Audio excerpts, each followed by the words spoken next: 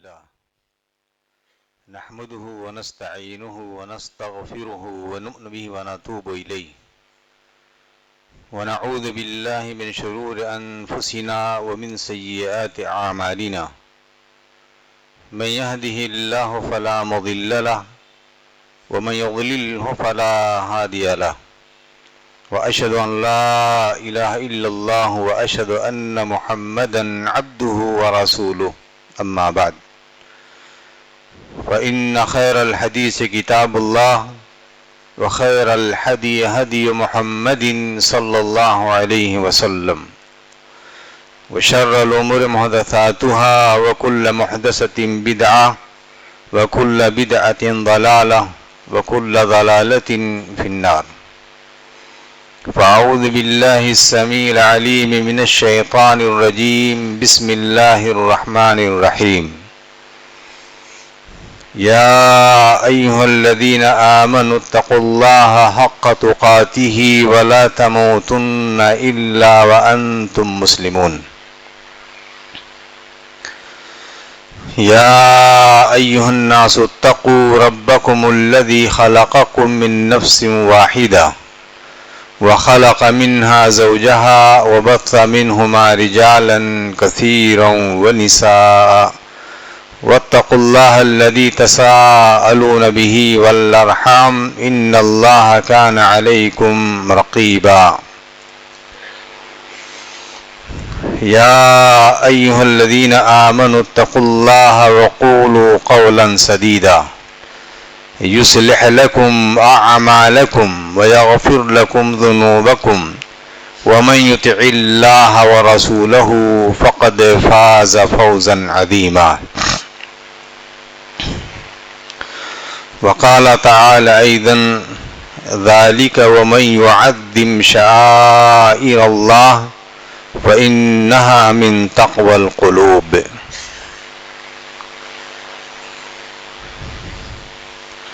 وقال النبي صلى الله عليه وسلم لأعلمن أقواما من أمتي يأتون يوم القيامة بحسنات مثل جبال تهامة بيضاء فيجعلهن الله هباء منثورا. وقال في آخره صلى الله عليه وسلم وَإِذَا خَلَوْا بِمَحَارِمِ اللَّهِ انتهكوها أو كما قال صلی اللہ علیہ وسلم. حمد و ستائش اللہ رب العزت کے لیے ہے جس نے انسانیت کو دنیا میں اپنی عبادات اور بندگیوں کے لیے پیدا کیا اور دو چیزوں کا اللہ تبارک تعالی نے اس طور پر انسانیت کو پابند بنایا. ایک وہ چیز کہ جنہیں باری تعالی نے انسانیت کے لیے ہر نبی کے ذریعے سے ان پر جو کتابیں اتاری گئیں اس کی روشنی میں جو احکامات اللہ تبارک تعالی نے انہیں بخشے اس کی ایک قسم وہ ہے جنہیں ہم مامورات کہتے ہیں، جن کے کرنے کا ہمیں حکم دیا گیا ہے. دوسری قسم ہر نبی کو اس چیز کا پابند بنایا گیا تھا اور ساتھ ہی ان کے امتیوں کو بھی اس بات کی پابندی لازم تھی کہ وہ چیزیں جو ان کے یہاں یا اس شریعت میں حرام ہیں، جنہیں محارم کہا جاتا ہے، ان چیزوں سے، ان محرمات سے بچنا ہے. یعنی جنہیں اوامر اور دوسری قسم جسے نواہی کہتے ہیں، یہ دو احکامات اللہ تبارک تعالیٰ نے انسانیت کے لیے اس دنیا کے اندر اس پر عمل کرنے کا پابند بنایا ہے۔ عبادات کی جتنی بھی قسمیں ہیں وہ سب مامورات میں آتی ہیں، ان کا بجا لانا اور قرآن اور سنت کی ہدایت کی روشنی میں اس کے اوپر عمل کرنا یہ ہر انسان کی ذمہ داری ہے۔ اگر اس پر وہ عمل پیرا نہیں ہوگا تو پھر اس کا ٹھکانہ جہنم ہوگا، یعنی اس کے لیے خیر نہیں ہے۔ دوسری جو قسم ہے وہ محرمات کے قبیل سے ہے، جن کو باری تعالیٰ نے حرام قرار دیا ہے۔ اس سے ہر شخص کو، چاہے وہ مرد ہو یا کہ عورت ہو، بالغ بچہ ہو یا کہ بچی ہو، ان چیزوں کے اوپر عمل کرنا، ان پابندیوں کو سمجھنا اور ان کا پاس و لحاظ رکھنا یہ ان کی ذمہ داری ہے۔ اور اگر اس کی حرمتوں کو وہ پامال کرتا ہے تو یہ اس کے لیے آخرت میں بہت بڑی ناکامی کا سبب ہوگا، اور جیسے اوامر کی بجا آوری نہ کرنے کی وجہ سے جہنم میں جائے گا، ایسے ہی نواہی سے یا جن چیزوں سے منع کیا گیا ہے، محرمات جن سے روکا گیا ہے، اگر ان کی پابندی نہیں کرتا ہے، ان سے باز نہیں آتا ہے تو پھر اس کا ٹھکانہ بھی جہنم ہے۔ اس اصول اور اس ضابطے کی روشنی میں آج ہم کچھ باتیں دوسری قسم کے حوالے سے ہم کریں گے، اور وہ ہیں اللہ کے حرمات کے تعلق سے۔ جو قرآن کریم کی آیت میں نے پڑھی ہے وہ سورۃ الحج کی آیت ہے، لمبی آیت کا ایک ٹکڑا ہے، اور اللہ تبارک تعالیٰ نے حج کے معاملات کو اور اس میں جو اعمال انجام دیے جانے والے ہیں وہ دو طرح سے ہیں۔ ایک تو کچھ جگہیں ہیں، کچھ مقامات ہیں جن کی عظمت انسان کو اپنے ذہن میں، اپنے دل میں بسا کر کے رکھنا ہے۔ دوسری چیز جو اعمال ان دنوں انجام پانے والے ہیں ان کی عظمت کا پاس و لحاظ رکھنا آدمی کے لیے ضروری ہے۔ اور اسی حوالے سے قرآن کریم میں اللہ فرماتے ہیں ذَلِكَ وَمَن يُعَظِّمْ شَعَائِرَ اللَّهِ فَإِنَّهَا مِن تَقْوَى الْقُلُوبِ۔ ذَلِكَ وَمَن يُعَظِّمْ شَعَائِرَ اللَّهِ، یہ سب چیزیں جن کا تذکرہ پیچھے ہوا، اللہ کے شعائر کی جو شخص عظمت اپنے دل میں رکھتا ہے، ان کا پاس و لحاظ رکھتا ہے، یہ اس کے پرہیزگاری کی دلیل ہے۔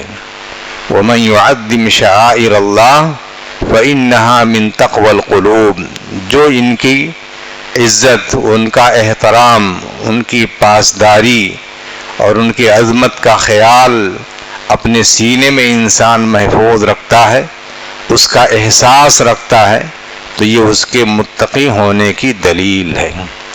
کچھ مثالیں دے کے میں یہ بات سمجھانا چاہوں گا کہ آج ہم اپنے آپ کو دیکھیں کہ عبادات ہوں کہ بندگیاں یا وہ پابندیاں جن سے اللہ تبارک تعالیٰ نے ہمیں پابند کیا ہے، ان چیزوں کو دیکھیں، اس حوالے سے ہم اپنے آپ کو کہاں پاتے ہیں۔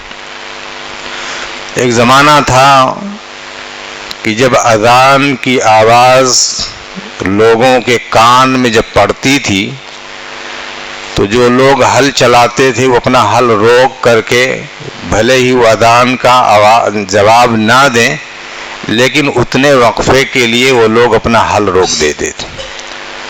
دھان کی کٹائی ہو یا گیہوں کی کٹائی کرتے وقت انسان جب اذان ہو جاتی تھی تو بھلے ہی نماز نہیں پڑھنے والا ہوتا تھا، لیکن اس کے باوجود بھی وہ اپنے اس عمل سے وہ رک جاتا تھا. کیوں؟ اس وجہ سے کہ اس اذان کی اس کے دل کے اندر، اس کے سینے میں ایک عظمت تھی جو ہے کہ یہ اللہ کا کلام ہے، یہ اللہ کی ندا ہے جو ہمیں پکار رہی ہے، بلا رہی ہے. اور اگر وہ شخص جیسے اپنے اس عمل سے وہاں رک جاتا تھا، ایسے ہی اس پابندی کے ساتھ اس کے ادائیگی کے لیے عمل پیرا ہوتا تو یہ اس کے تقوی اور پرہیزگاری کی بہت بڑی دلیل ہوتی تھی. تو میرے بھائیوں، ایک وقت ایسا بھی تھا، اور قرآن میں اللہ تبارک تعالیٰ فرماتے ہیں اذا نودی للصلاة من یوم الجمعہ فاسعوا الی ذکر اللہ وذروا البیع، کہ جب اذان کی آواز جمعہ کے دن کے تعلق سے خاص طور سے یہ آیت ہے کہ اذا نودی للصلاة یا ایھا الذین آمنوا اذا نودی للصلاة من یوم الجمعہ، کہ اے لوگوں جب جمعہ کے دن کی اذان پکار دی جائے، فاسعوا الی ذکر اللہ، تو اللہ کے ذکر کی طرف دوڑ پڑو. کیا معنی؟ معنی یہ ہے کہ انسان کے سینے میں اس اذان کی عظمت اور اس جمعہ کے نماز کی اہمیت اور خطبے کی سماعت کا اس کے دل کے اندر جو ایک ہیبت اور اس کا جو وقار ہے وہ باقی رہنا چاہیے. اور یہ پابندیاں اور اس کی جو عظمت کا احساس ہمیں دلانے کا مقصد یہی ہے کہ یہ ہمارے تقوی اور پرہیزگاری کی دلیل ہے. یہی اذان جب ہوتی تو عورتیں جن کے سر کے اوپر دوپٹہ نہیں ہوتا تھا وہ اپنے سروں کے اوپر دوپٹہ ڈال لیا کرتی تھیں. یہ دور بھی لوگوں نے دیکھا ہے کہ داڑھی کے بال اگر ٹوٹ جاتے تھے، ہاتھ لگاتے یا کنگھی کرتے تو لوگ اس بال کو اپنے جیب میں رکھ لیا کرتے تھے. کیوں؟ اس لیے کہ اس داڑھی کی ان کے دل کے اندر عظمت تھی جو ہے. لیکن آج یہ چیزیں ہمارے ذہن و دماغ سے چیزیں نکل گئی ہیں. نہ ہمارے ہاں اذان کی اہمیت رہ گئی ہے، نہ اس داڑھیوں کی اہمیت رہ گئی ہے. بجائے اس کے کہ اس کی عظمت کا پاس و لحاظ رکھنا، آج خود انسان جاتا ہے نائی کے ہاں اور گناہ کرتا ہے، اور وہ اس نائی سے گناہ کرواتا ہے، اور اسے اس گناہ کا ذرہ برابر بھی کوئی ملال نہیں ہے. جو بالکل بھی اس کے ذہن و دماغ میں اس حوالے سے کوئی بات نہیں آتی ہے. قرآن کریم میں اسی چیز کی طرف اشارہ ہے کہ وَمَن يُعَظِّمْ شَعَائِرَ اللَّهِ فَإِنَّهَا مِن تَقْوَى الْقُلُوبِ. آج نماز گھروں کے اندر یا کہیں بھی اگر کوئی نماز پڑھتا تھا تو لوگ گفتگو بند کر دیتے تھے. گھروں کی آج حالات ہماری یہ ہو گئی ہیں کہ اگر کوئی کسی کام سے شوہر کو باہر نکلنا ہے، بیوی نماز اگر پڑھ رہی ہے تو حالت نماز میں کہہ کر کے جاتا ہے کہ یہ کام کر لینا. یعنی وہ بیچاری نماز پڑھ رہی ہے اور شوہر اس کو کچھ چیزوں کا آرڈر دے کر کے اسی نماز کی حالت میں چلا جاتا. یا شوہر نماز پڑھ رہا ہوتا ہے، بیوی اسے کچھ چیزوں کا اسے آرڈر کر دیتی. یعنی اس نماز کی ہیبت ہمارے سینے کے اندر نہیں رہ گئی ہے. یا ہم خود ہی جب نماز میں ہوتے ہیں تو ہمارے بھی حرکات اور سکنات وہ نماز کے نہیں ہوتے ہیں. خطبے میں آج ہماری وہ جو ہیبت تھی وہ آج نہیں رہ گئی ہے، اس لیے کہ خطبہ سننا ایک روٹین ہو گیا ہے اور لوگوں کے دلوں سے اس کی اہمیت ختم ہو گئی ہے.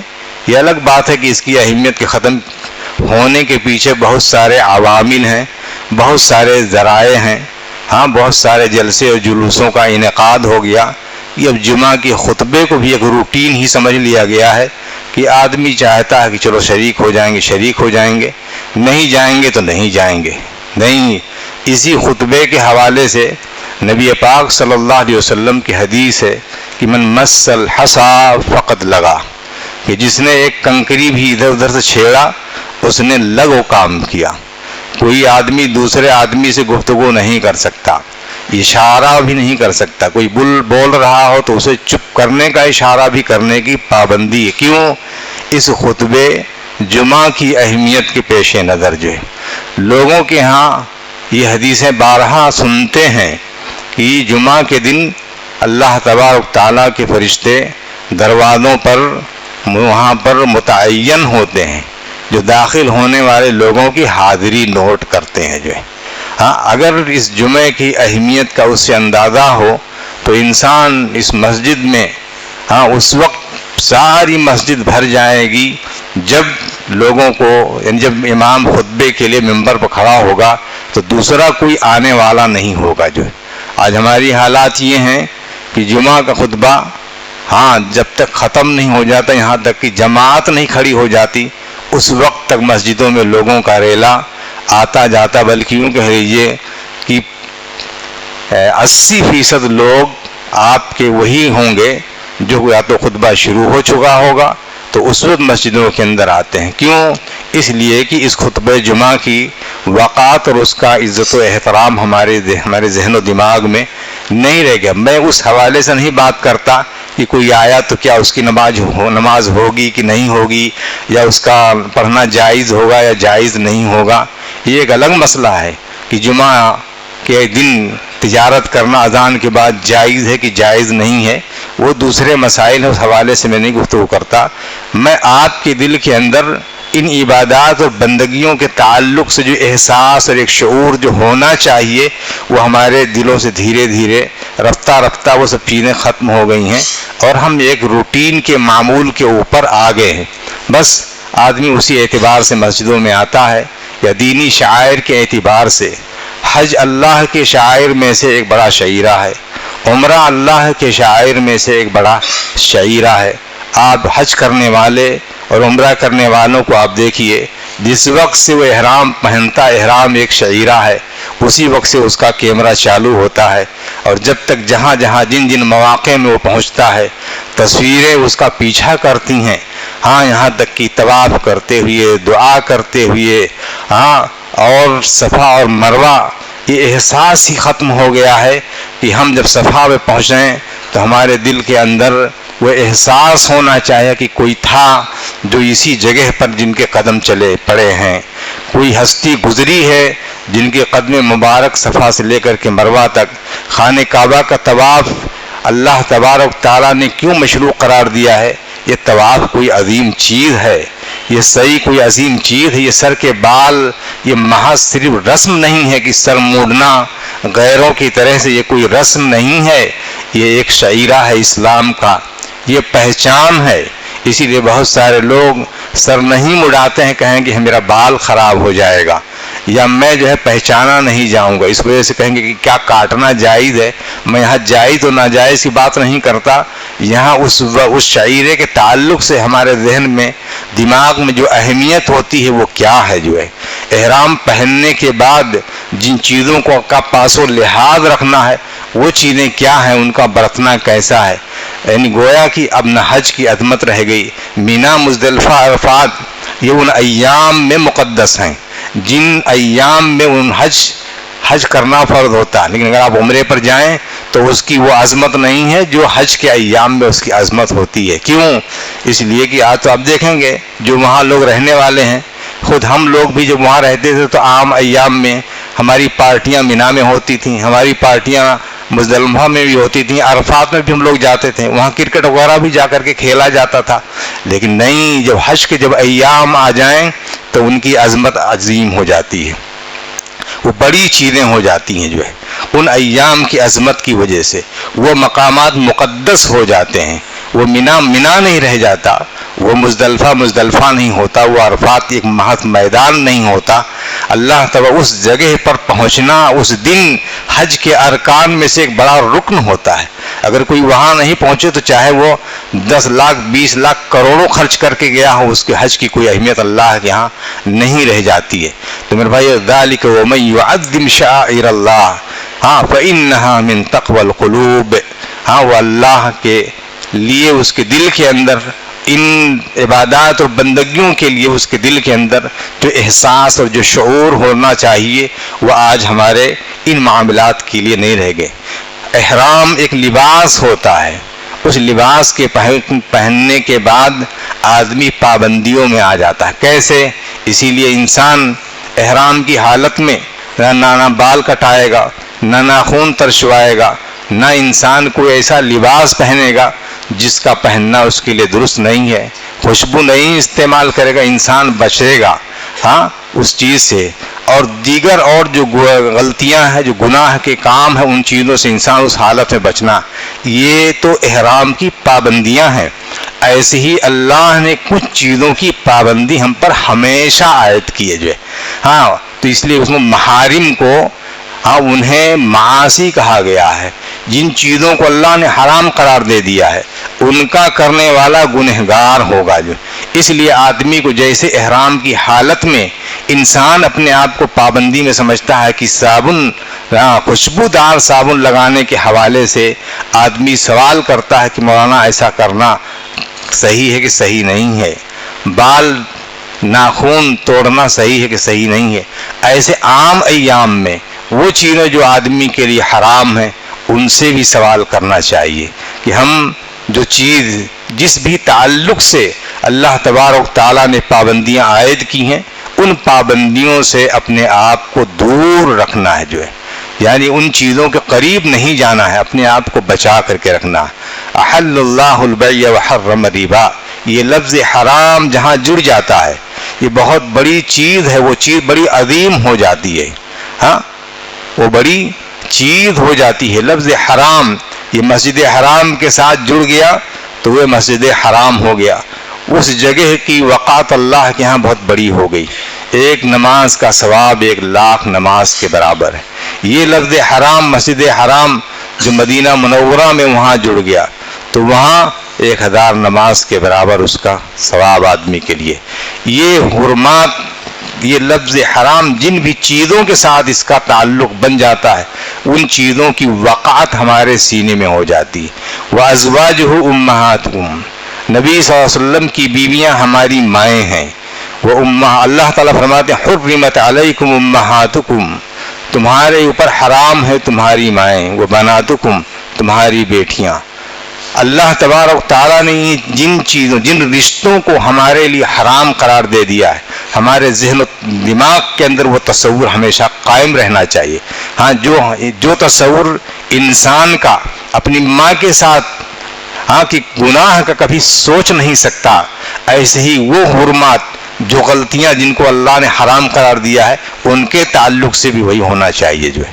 ان غلطیوں کے تعلق سے، ان پابندیوں کے حوالے سے ہمارے ذہن و دماغ میں وہی تصور ہونا چاہیے جو اللہ تبارک تعالیٰ نے ہمارے لیے، ہم اپنی بیٹیوں کے تعلق سے، اپنی پھوپھیوں کے تعلق سے، اپنی خالاؤں کے تعلق سے نہیں، انسان کو کبھی بھی غلط فکر انسان اپنے ذہن و دماغ میں نہیں لاتا. ایسے ہی حرام ہے کسی کی بہن بیٹی کی طرف نگاہ اٹھانا جو ہے. جیسے اللہ نے شراب کو حرام قرار دے دیا ہے، ربا کو اللہ نے حرام قرار دے دیا ہے، ایسے ہی انسان کا ناجائز کسی کا مال لینا، کسی دوسرے آدمی کی عزت و حرمت پر ڈاکہ ڈالنا، یا ناجائز طریقے سے انسان کا نقصان پہنچانا، ناجائز طریقے سے کمائی کرنا، یہ ساری چیزیں یہ حرام ہیں. ان چیزوں سے انسان کو بچ کر کے رہنا. یہ صرف ایسا نہیں ہے کہ ایک طرف ہم انسان اپنے آپ کو اس تعلق سے پائیں، دوسری جانب انسان کے ہاں وہ تعصب نہیں پایا جائے. اس لیے میرے بھائی اس آیت کا تقاضا ہے ذَلِكَ وَمَن يُعَظِّمْ شَعَائِرَ اللَّهِ فَإِنَّهَا مِن تَقْوَى الْقُلُوبِ. دوسری آیت میں اللہ تبارک تعالیٰ، اور یہ بھی اسی سورۃ الحج کی ہی آیت ہے، ذَلِكَ وَمَن يُعَظِّمْ حُرُمَاتِ اللَّهِ فَهُوَ خَيْرٌ لَهُ، کہ جو شخص اللہ کی حرمات کو بڑا سمجھے، یعنی اس تک انسان ہمت نہ جٹائے اور اپنے دل کے اندر کبھی بھی اس حوالے سے جواز کی بات ہی نہ کرے، جو ہے وہ ایسے ہی سمجھے جیسے انسان جب آگ دیکھتا ہے تو اس آگ سے انسان، جیسے جیسے انسان اس آگ کے قریب ہوگا اس کی لپٹ انسان کو زیادہ محسوس کرے گا. گناہ کو انسان اسی طرح سے آگ سمجھے کہ اس کے قریب انسان نہیں پھٹکے، اس لیے کہ اگر وہ قریب جائے گا تو وہ جل جائے گا جو ہے. تو ایسے ہی اللہ کے حرمات کی مثال ہے کہ انسان اس کے قریب کبھی بھی نہیں جائے جو. تو جو آدمی اللہ کی حرمات کی پاسداری کرتا ہے جو، ایسے لوگ متقی اور پرہیزگار ہیں، اللہ کے ہاں وہ چیز ان کے لیے بھلی ہے۔ ذالک عند اللہ خیر، اللہ کے ہاں وہ چیز بہت بڑی ہے، خیر ہے، اور خیر انسان کی دنیا کے اندر اور انسان کے لیے آخرت میں بھی، دونوں جگہوں پر اس کے لیے بھلائی ہے، اگر ان برائیوں سے، ان گناہوں سے انسان اجتناب کرے۔ تو جو بھی حرمات ہیں، وہاں جو بھی پابندیاں ہیں اسلام میں، جو محارم ہیں، جو نواہی ہیں، ان سے آدمی کو بچنے کی ضرورت ہے، ان کے قریب انسان نہیں جائے۔ چغل خوری حرام ہے، غیبت حرام ہے، بہتان تراشی حرام ہے، کسی کی طرف نگاہ اٹھانا حرام ہے، کسی بدگوئی کرنا حرام ہے۔ یہ وہ سب چیزیں کہ لمبی فہرست ہے۔ میرے بھائیو، ان تمام چیزوں سے آدمی کو بچنا چاہیے، لیکن آج بہت ساری چیزیں ہیں کہ ہم نے اس کو دوسروں کے لیے اس چیز کو تو جائز نہیں سمجھا، ایسا بھی ہے، اور ہم نے اپنوں کے لیے بھی اس چیز کو جائز۔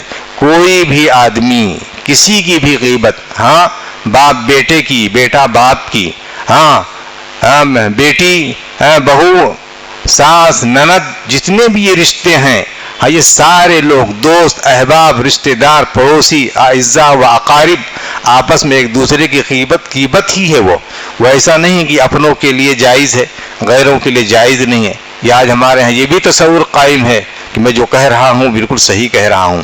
آپ بالکل صحیح کہہ رہے ہو، لیکن کس نے صحیح کہنے کے لیے آپ کو حکم دیا ہے؟ آپ کو اجازت کس نے دی ہے؟ کسی کے اندر اگر کوئی خرابی اگر پائی بھی جاتی ہے تو اس خرابی کو آپ کو ذکر کرنے کا حکم کس نے دیا ہے، بھلے ہی وہ خرابی اس کے اندر پائی جاتی۔ تو اس نوعیت کی جو چیزیں ہیں میرے بھائیو، آج ہمارے سماج اور معاشرے کے اندر، یہاں تک کہ آج ہمارے گھروں کے اندر وہ چیزیں سرایت کر گئی، لیکن ہم اسے برا نہیں سمجھتے ہیں جو ہے۔ اس لیے اللہ کی حرمات کی پاسداری یہ انسان کے تقوی اور پرہیزگاری کی بہت بڑی دلیل ہے جو ہے، اس سے بچنا چاہیے۔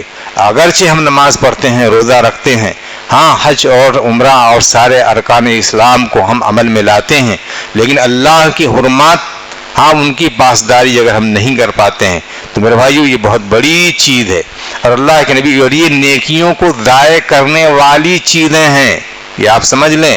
اللہ کے نبی صلی اللہ علیہ وسلم فرماتے ہیں، لَأَعْلَمَنَّ أَقْوَامًا مِّنْ أُمَّتِي، میں جانتا ہوں اپنی امت میں سے کچھ لوگوں کو، یاتون یوم القیامت بحسنات مثل جبال تہامہ، کہ قیامت کے دن وہ لوگ آئیں گے، تہامہ پہاڑ جیسے نیکیاں ہوں گی، بیضاء سفید پہاڑوں کا ایک بہت بڑا سلسلہ ہے جو یمن اور سعودی عرب کے دوران اگر آپ سفر کریں گے تو وہاں اللہ کے فرماتے ہیں فَيَجْعَلْهُنَّ اللَّهُ هَبَاءً مَنْثُورًا، اللہ ان کے ان نیکیوں کو دھنی ہوئی روئی کے ذرات کی طریقے سے اللہ انہیں منتشر کر دے گا، یعنی ان کا کوئی وزن نہیں ہوگا۔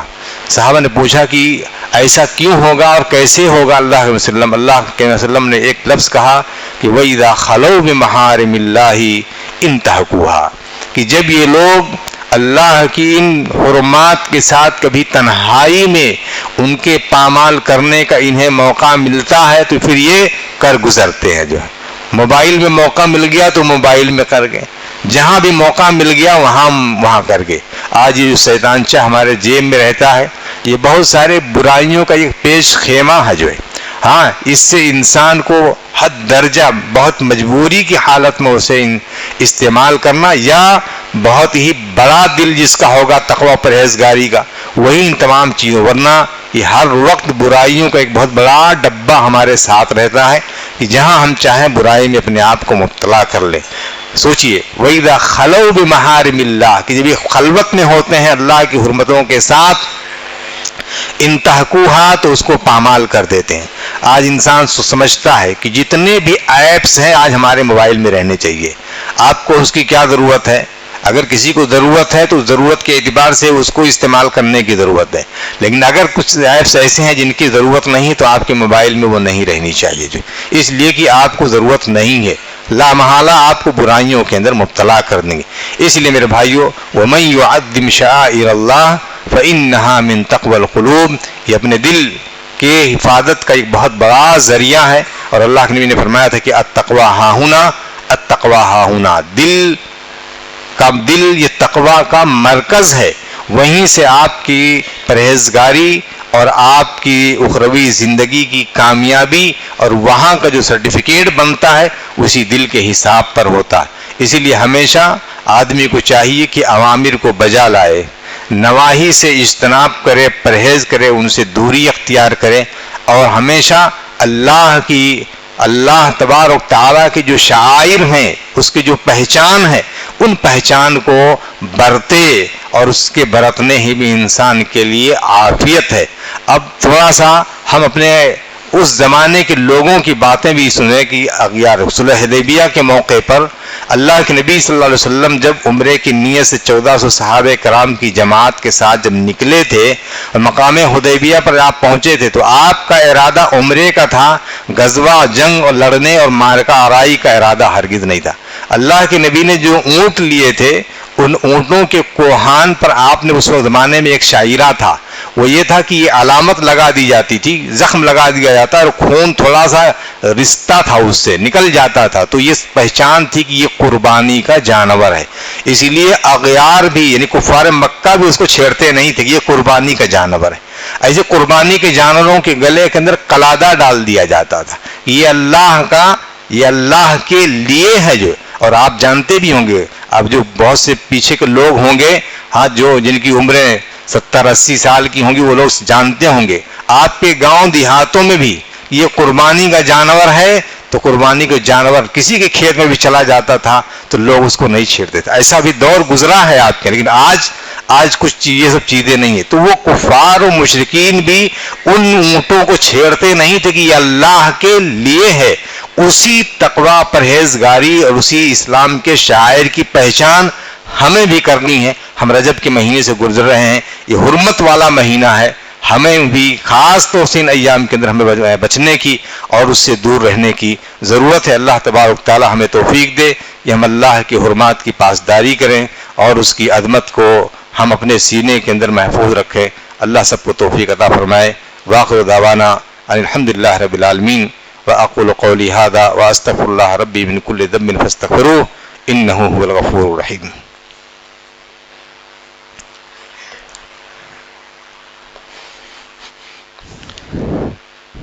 ان الحمد للہ نحمده ونستعینه ونستغفره ونؤمن به ونتوب الیہ ونعوذ باللہ من شرور انفسنا ومن سیئات اعمالنا من يهده الله فلا مضل له ومن يضلل فلا هادي له واشهد ان لا اله الا الله واشهد ان محمدا عبده ورسوله اما بعد۔ عباد اللہ رحمكم اللہ، ان اللہ یأمر بالعدل والإحسان وإيتاء ذي القربى وينهى عن الفحشاء والمنكر والبغي يعظكم لعلكم تذكرون۔